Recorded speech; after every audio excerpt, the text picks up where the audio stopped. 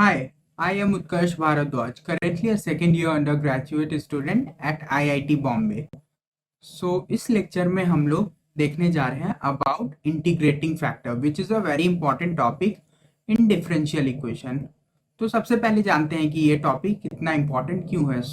ये जो टॉपिक है ये बहुत ही इंटीग्रल पार्ट है डिफरेंशियल इक्वेशन का। जब भी आप कोई भी एग्जाम के क्वेश्चन देखोगे, जो भी इम्पोर्टेंट एग्जाम्स हैं कंपटीशन में, तो रेयरली ही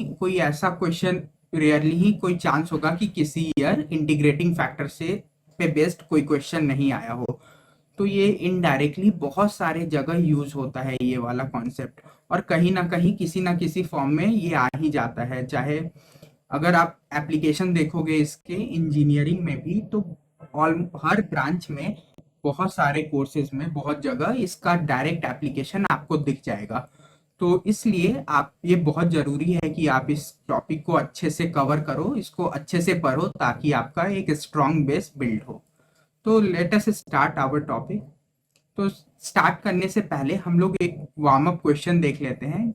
एक ऑपरेटर गिवन है हमारा एल, जो कि कुछ इस टाइप का है। ये x square double derivative of with respect to x plus two x into single derivative of with respect to x plus two, एक हमारा ऑपरेटर गिवन है। हमें एक्स क्यूब का वैल्यू फाइंड करना है इस ऑपरेटर में पुट करके। तो सिंपल हम लोग सब्स्टिट्यूट कर रहे हैं। So x square into double derivative of x का क्यूब बाई डी एक्स का square plus two x into derivative of x का cube by d of x plus two. ये 3 और 2 बाहर और x, तो x square into six x plus two x into three x square plus two. तो ये क्या आ जा रहा है, 12x क्यूब प्लस टू। तो बहुत ही सिंपली हमारा ये सिंप्लीफाई होके कुछ इस फॉर्म में आ गया फाइनल आंसर। तो हम लोग डायरेक्टली पुट करके इसको इजीली सॉल्व कर सकते हैं। So let us come to our main topic, जो कि है इस लेक्चर में इंटीग्रेटिंग फैक्टर। तो सबसे पहले तो हम ये देखते हैं, suppose we are given a first order ordinary differential equation.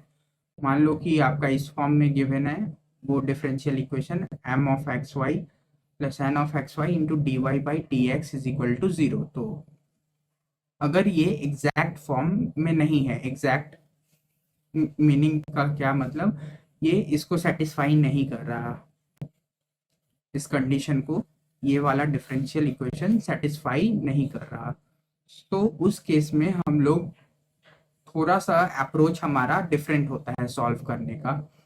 That is M y is not equal to N x. तो in that situation we have to find a function T of x y such that, हम लोगों को एक function find out करना होगा जो कि T of x Y है, such that it satisfies this condition t into m plus t into n into d of y by d of x is equal to zero. तो कुछ एक ऐसा function find करना होगा जो कि कुछ ये वाला कंडीशन को सेटिस्फाई कर रहा हो।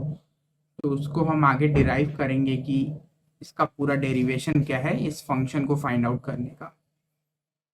सो thus the condition given below should be satisfied। तो इसका जो भी t है हमारा, उसका derivative with respect to y into m plus t into derivative of m with respect to y plus is equal to derivative of t with respect to x into n plus t into derivative of n with respect to x। तो ये जो condition है हमारा वो satisfy करना चाहिए ये जो t फंक्शन हमने कंसिडर किया था।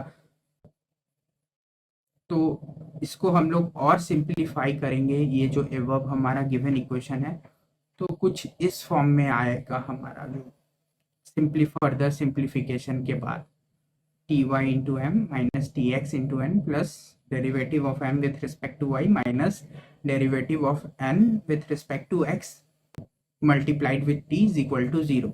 तो अगर ये कुछ ऐसा आ रहा तो such a function T of x y is called an integrating factor of the ordinary differential equation। so जो given हमारा ordinary differential equation है उसका ये जो t of xy है वो इंटीग्रेटिंग फैक्टर है।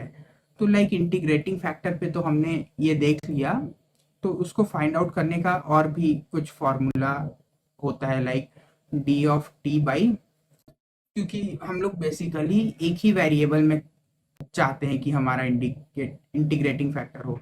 तो d t by d of x is equal to m y minus n x by n into t. तो आगे हम लोग कुछ इस टाइप का भी फॉर्मूलाज देखेंगे जो कि और फर्दर डेरिवेशन के साथ आएगा। तो आगे हम लोग और भी डीप में पढ़ते हैं इस टॉपिक में, क्योंकि बहुत इंपॉर्टेंट टॉपिक है। सो अगर आपको कोई भी डाउट्स हो तो कमेंट सेक्शन में कमेंट कर देना। तो इस लेक्चर में इतना ही। Thank you.